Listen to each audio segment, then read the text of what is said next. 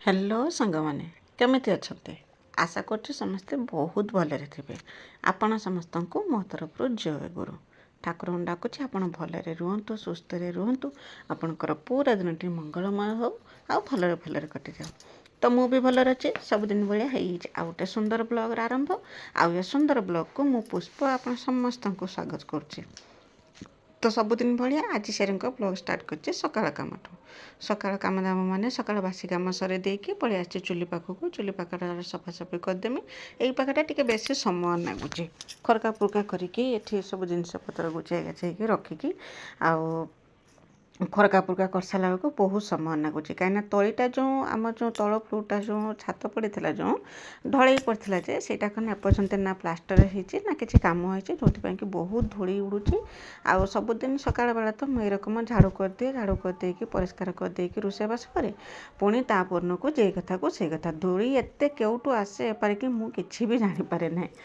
ମାନେ ଏତେ ଧୂଳି ଆସେ ଯେ ପ୍ରତ୍ୟେକ ଦିନ ବହୁତ ସାରା ଧୂଳି ଏଠୁ ବାହାରେ। ସହଜେ ତ ଚୁଲି ଜଳା ହେଉଛି, ତାପରେ ଜାଳ କାଠ ବି ସବୁ ଏଇଠି ରହୁଛି, ସେଠୁ ବି ଧୂଳି ଆସୁଛି। ଆଉ ଧୂଳି ମଇଳା ସବୁ ସେଠୁ ଆସୁଛି। ପୁଣି ଘର ଯେ ଝାଡ଼ୁ କରୁଛି ସେସବୁ ଖରକାଣି ସବୁ ଏଇ ଗୋଟିଏ ଜାଗାକୁ ଆସୁଛି।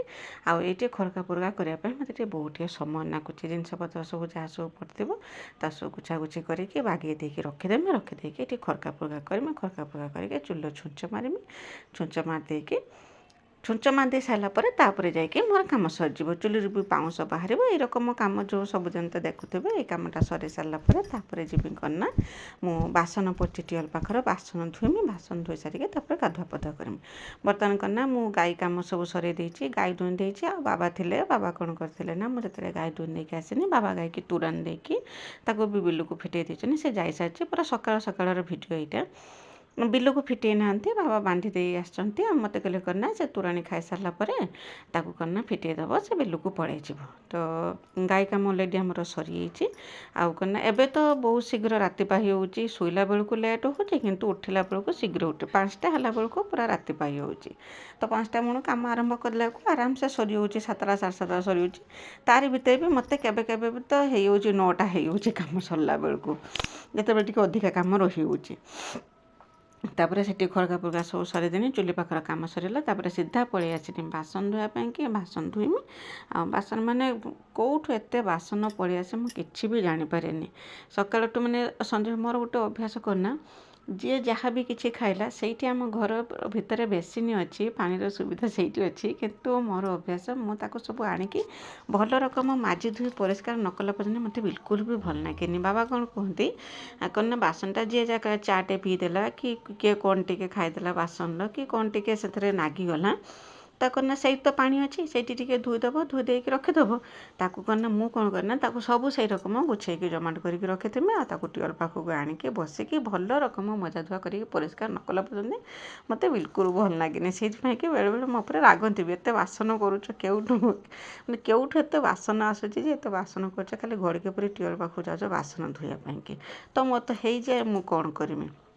ତାପରେ ଗାଧୋଇ ପାଧୋଇ ମୁଁ ପଳେଇ ଆସିଥିଲି। ଠାକୁର ପୂଜା ସରେଇଦେଇ ଗ୍ୟାସ୍ ପାଖକୁ ସିଧା ପଳେଇ ଆସିନି। ଆସିକି କ'ଣ ନା ଦେଖିପାରୁଥିବେ ମୁଁ କ'ଣ ନା ବନେଇ ଦେଇଛି ପରଟା। ଅଲରେଡ଼ି ମୁଁ ବନେଇ ଦେଇଛି। ତାପରେ ଆଳୁ ଭାଜୁଛି। ଆଜି ସକାଳେ ସକାଳେ କ'ଣ ପାଇଁକି ଏତେ ସବୁ କରୁଛି, କାହିଁକି ନା ଆମ ପୁଅ ଆଜି ପଳେଇଯିବ, ଯେଉଁଥିପାଇଁ କି ସେ ସକାଳେ ଖାଇ ଦେଇକି ଯିବ। ମୁଁ କ'ଣ ନା ତା ପାଇଁକି ବନାଉଥିଲି ପରଟା ଆଳୁ ଭଜା। ମୁଁ କହିନି କ'ଣ ଖାଇବ, ପରଟା ଆଳୁ ଭଜା ଖାଇଦେବ। କହିଲା ହଉ, ପରଟା ଆଳୁ ଭଜା ତା ପାଇଁକି ବନେଇଦେନି। ବାବା ବର୍ତ୍ତମାନ ନାହାନ୍ତି, ବାବା ବି ଡ୍ୟୁଟିରେ ପଳେଇ ଯାଇଛନ୍ତି। କ'ଣ ନା ସକାଳେ ସେ ଜଳଖିଆ ଖାଇ ଦେଇକି ପଳେଇ ଯାଇଛନ୍ତି। ରୁଟି କ୍ଷୀର କାଲି ରୁଟି ବନେଇ ଦେଇକି ରଖିଥିଲି ବାବାଙ୍କ ପାଇଁକି, ସେ ରୁଟି କ୍ଷୀର ଖାଇ ଦେଇକି ପଳେଇ ଯାଇଛନ୍ତି।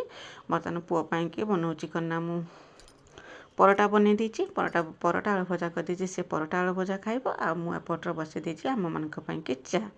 ଆଉ କ'ଣ ନା ନଣନ୍ଦ ମୁଁ 2 ଜଣ ଚା ପିଇବା। ଆଉ ଚା ପିଇବା ସାଙ୍ଗେ ସାଙ୍ଗେ ମୁଁ ବି ଯେଉଁ ରୁଟି କରିକି ଗଲାକାଲି ରଖିଥିଲି, ଆହୁରି ରୁଟି 2 ପଟ ବଳି ପଡ଼ିଥିଲା। ଆଉ ସେ ରୁଟିରେ କ'ଣ ନା ମୁଁ ଭାବିନି ଟିକେ ଉପମା ରକମ ଟିକେ ବନେଇଦେନେ ଆମେ ବି ଚା ସାଙ୍ଗରେ ଟିକେ ଟିକେ ଖାଇଦେବା। ତ ସେଇଥିପାଇଁ କି ସେ ରୁଟିକି ସବୁ ଯେଉଁ ଥିଲା ମୁଁ ତାକୁ କ'ଣ ନା ଛୋଟ ଛୋଟ କରିଦେଇକି ତାକୁ ସବୁ ଛୋଟ ଛୋଟ କରିକି ତାକୁ ସବୁ ରଖିଦେଇଥିଲି। ମୁଁ କ'ଣ ନା ରାତିର ରୁଟିଟା ଫ୍ରିଜରେ ରଖିଦେଇଥିଲି, ଯେଉଁଥିପାଇଁ କି ସେ ପୁରା ଟାଣ ହେଇଯାଇଥିଲା। ମୁଁ ତାକୁ କ'ଣ ନା ପୁରା ଚୁନା ଚୁନା ପିସ୍ କରିକି କାଟି ଦେଇଥିଲି। ଆଉ ଯେଉଁ ଆଳୁ ଭଜା ଯେ କରିଥିଲି से आलू भजा पुओ पाइंकी आलू भजा बाहर करदेनी आउ जे आलू भजा रहा से करना पियाज दे देती पियाज देकी भलक भाजिकी जो रुटी के जो छोट छोट खंड करके रखी ताकू ता देहर देदेनी आउ से हो सारापर से करना टमाटो काटिकी देती टमाटो सस चिली सस सब पकई देकी चीनी टिके पकई देती कंचा लंका भी काटिकी गोटे ता देहर देती जेरकम उपमा जेरकम बनाते से रकम मुझे बनई देती आ गरमा गरम माने बहुत सुंदर नागुला खायापाई कि पूरा टेस्टी टेस्टी नागुला सकाଳେ आम ताकि सब टिके टिके खाईदेकी चा पी देते यरकम कम मु नागी एपटे चा हो हो पुओ को तो देदेनी से खाई माने खाइया को से तरह बस खाऊला एपटे मुझे चा बसई देती चा है बेलू मोर सेपटर करना जो रुटर जो उपमा बनाते रुटी उपमा भी मोर रेडी होता ताकू दिने आसिकी आम समस्ते बसिकी खाई देते नणंद मु मिकिली तो थिला मिकिली किंतु बर्तमान थिलानी खेलियापाई कि पलैला सकाळे से ब्रश करदेकी बिस्कुट दीखन खाईदेकी जो नाती छुआ जे आसी आमर से तो मिकिली कि न देखने ता मुंड खराब हो जेते दिन पर से आसुना कहीं एटिकी तार से माने ता मामू ही तार दरकार जो कि से बिस्कुट दीखन खाईदेकी पाखक पड़ेगा से रही आज पलैज गोटे दिन पाई आसला से तारी पाखक पड़ेगी तारी सांगर खेलुला एपटे मुझे खाଇବା बनै देती आम भी टिके टिके खाई पी रखी तो देखिपे आम आसिक बसले चा धिनिकी नणंद भाउज दी जन चा उपमा दिनकी आसिक बसले खावापाई कि पुओ भी खाई खाई सारापर पुओ तार रेडी होता जावाई कि आ मोर एपटर कम सब कम एपटर कौन जेपर्यंत पुओ न जाता से पर्यंत मुझे किसी कम करी चा पीकी बसी तार कौन दरकार होता कौन नब कौन ना से सब तो जापारे तो घर जो जड़े बाहर को जाए से कौन सब जाए कौन सब व्यवस्था करा हुए से सब कथा करना सब बुझी और से गलापर आउ घर आउ सब कम करी आम बसिकी समस्ते यरकम कथबार्ता होते कथबार्ता हो चा पीउले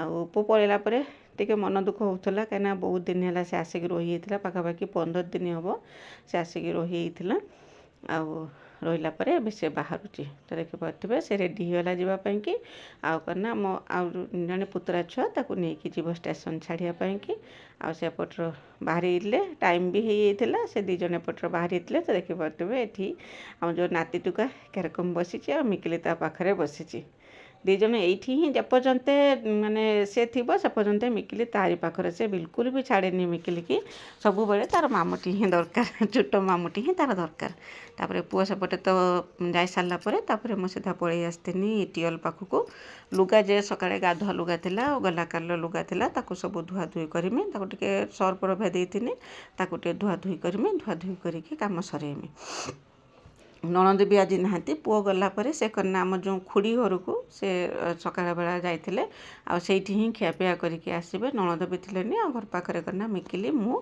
बाबा खाइया पई कि आम 3 जण थिले मु ए सब काम सब सरे सारा बेलू मते 11टा खंडे समय होइथिला पुओ गलापर मु जो एठी लुगा माड़ीथिनी लुगा सब धुआ धुई करथिनी लुगा सब धुआ धुई करके ताकू नेकी सुखेइथिनी एबे करना तळे सुखिया पई कि किछि व्यवस्था नाही काहेकि जो आम जो पानी पाइपलाइन काम जे होउची से कि सब खोला हो बाड़ीर सब खोला खोला हो पाइप बिछा होची जे पानी सब बाहर को केरकम बाहर जीव आगुर करना ये ही जमाट हो रोला एवं करना आस्ते आस्ते कम होची से सब पाइप बिछा हो करना रास्ता पाखक जो ड्रेन जे ही रास्ता पाखे से सब बाहर जीव बोलिकी से कम सब चलचे से कि तले आउ लुगापटा किसी सुखे हो ना ताकू नहीं जाइए मो बालकोनी की सुखापी ये सुखा भी निरापद जाए किंतु सीढ़ी चढ़ी ऊपर को आसिक लुगा सुखाओ पुणी बेल उड़ी लुगा उठू नहीं जाओ तापर पुणी जदि पवन होना लुगा सब खसिकी तौक पड़ुची तो से कि मु ऊपर को लुगा आने सब लुगा करना से तले सुखे दिए अल्प स्वल्प तो लुगा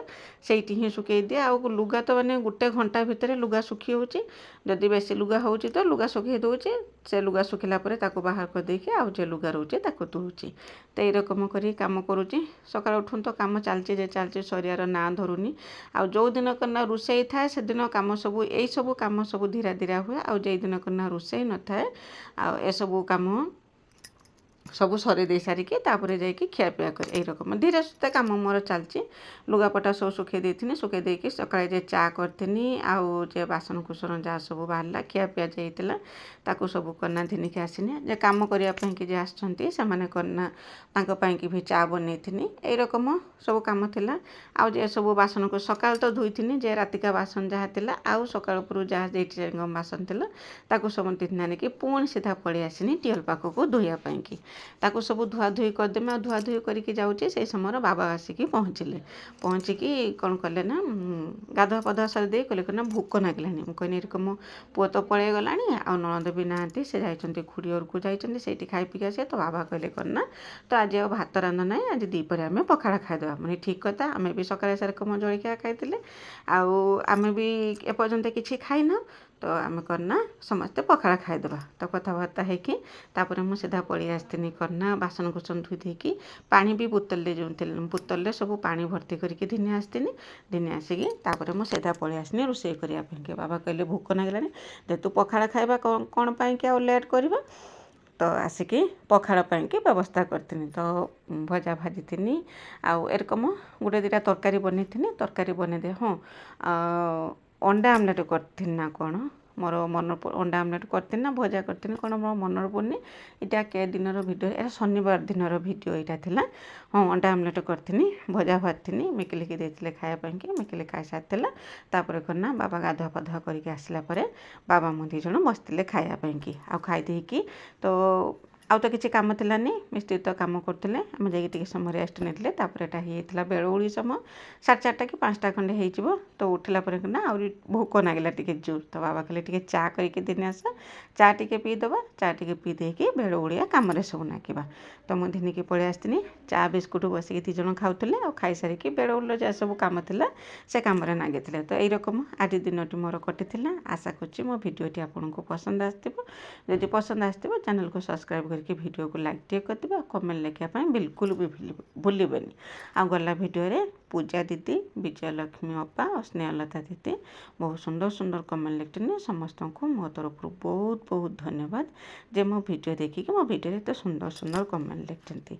ଆଉ ୟାପରେ ମୁଁ ଆଉ କିଛି ଭିଡ଼ିଓ ବନେଇଥିଲିନି। ବେଳଓଳିର କାମ ଯାକ ଘରଦ୍ୱାର ଖରକା ପୁରକା କାମ ସରେଇକି ଲୁଗାପଟା ଧୋଇକି ସନ୍ଧ୍ୟା ଦେଇଥିନି।